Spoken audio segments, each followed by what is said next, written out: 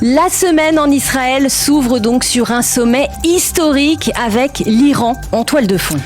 Et oui Laurence, un sommet encore inimaginable il y a 2 ans à peine, puisqu'il va réunir ce soir et demain à Sde Boker autour de la même table les ministres des Affaires étrangères de 4 pays arabes, les Émirats, le Bahreïn, le Maroc et l'Égypte, aux côtés du chef de la diplomatie israélienne Yair Lapid et du secrétaire d'État américain Anthony Blinken. À l'ordre du jour de cette rencontre donc qualifiée d'historique, l'Iran bien entendu et les menaces qui pèsent sur Israël et sur ces pays arabes, alors que les États-Unis paraissent déterminés à conclure un accord à Vienne. Blinken est arrivé hier soir à l'aéroport Ben Gurion. Il s'entretiendra aujourd'hui à Jérusalem avec le Premier ministre Naftali Bennett. Les ministres arabes arriveront dans l'après-midi et se rendront directement à Sde Boker. Le sommet débutera par un dîner commun ce soir et les 6 ministres se retrouveront demain pour débattre donc de l'accord qui se trame à Vienne et des inquiétudes qu'ils nourrissent autour de cet accord. Yair Lapid voudrait que le chef de la diplomatie jordanienne participe aussi à ce sommet, mais celui-ci doit être à la même heure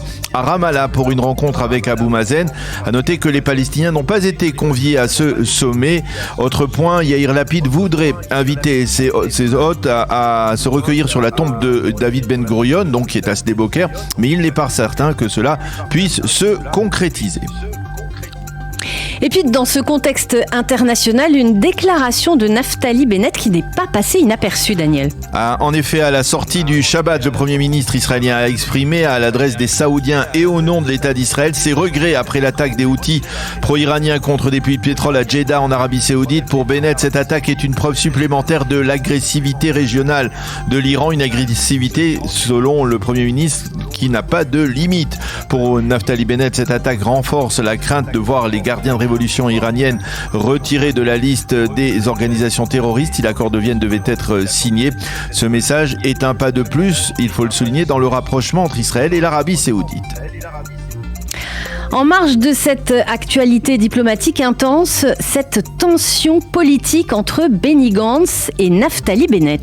Le ministre de la Défense voulait en effet participer à un autre sommet régional important, celui qui réunira demain Mahmoud Abbas et le roi Abdallah de Jordanie à Ramallah. Mais Gantz n'a pas sollicité l'autorisation de Naftali Bennett, qui a été tenu au courant des intentions du ministre de la Défense par une tierce personne, apparemment par une source arabe. Bennett n'a pas donné son feu vert à Benny Gantz, mais il a promis d'étudier la question lorsqu'il recevra une demande officielle. Et puis toujours dans le cadre de cette intense activité diplomatique régionale, le président turc Tayyip Erdogan a déclaré à la fin du sommet de l'OTAN à Bruxelles que Naftali Bennett pourrait bien effectuer une visite à Ankara. Nous sommes dans une nouvelle ère, a déclaré le président turc. L'entourage de Naftali Bennett, on n'a pas voulu réagir à ses propos. La guerre en Ukraine à présent, avec des informations sur une attaque de la centrale nucléaire de Kharkiv par les forces russes. Oui, ce sont des députés ukrainiens qui ont fourni cette information. Ces députés affirment qu'il est difficile d'évaluer les dégâts commis sur place en raison de la poursuite des combats. Ceci étant, le président ukrainien Zelensky a exprimé hier sa frustration face au rythme jugé trop lent selon lui d'acheminement de matériel militaire de l'Occident à l'armée ukrainienne. Nous n'avons besoin que d'1% des avions et des chars de l'OTAN, a dit Zelensky dans un nouveau discours prononcé la nuit dernière. Revenons en Israël à présent avec cette manifestation hier soir sur les lieux de l'attentat à Beersheva. Plusieurs centaines de personnes se sont rassemblées à l'entrée du centre commercial Big où le terroriste avait assassiné 4 personnes avant d'être neutralisé par 2 civils la semaine dernière. Les manifestants ont exprimé leur solidarité avec les familles des victimes et les habitants de Beersheva. Ils ont demandé au gouvernement de restaurer la gouvernance et la sécurité dans le Negev. Merci Daniel Haïk pour ce journal. On vous retrouve à 7h30 pour la revue de la presse israélienne.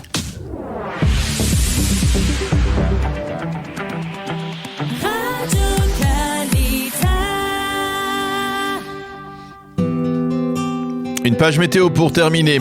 Allez, après une semaine glaciale la semaine dernière, eh bien ça se réchauffe un peu, le temps se radoucit, pas de pluie à l'horizon mais encore un temps partiellement nuageux avant le grand retour du soleil demain et probablement une semaine où on assistera à l'arrivée d'un premier Khamsin, le premier Khamsin de le vent chaud de la saison. Ça nous réchauffera pas mal après la semaine dernière effectivement.